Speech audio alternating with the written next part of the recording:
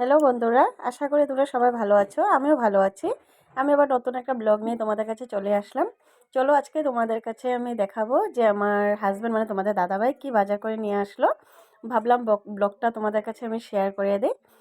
এই যে দেখে নাও, এখানে হয়েছে ফরেশ বিন, শিম, কাঁচা লঙ্কা, সরিষা শাক, টমেটো, মিষ্টি কুমড়ো, বাঁধাকপি, ফুলকপি, আদা আর ভূতমরিচ।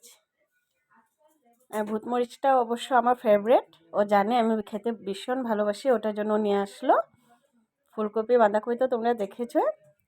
এই যে বেগুন, মূলো, এইগুলো সব সবজি আজকেও বাজার করে নিয়ে আসলো। আজকে সানডে, অন্যদিন তো সময় পায় না হাতে, ওটার জন্য আজকে নিয়ে আসলো, কারণ ডিউটি থাকে ওটার জন্য।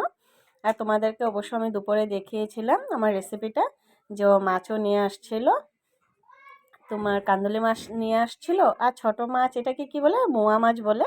আমি চচ্চড়ি বানিয়েছিলাম, অবশ্য তোমাদেরকে দেখিয়েছিলাম আমি।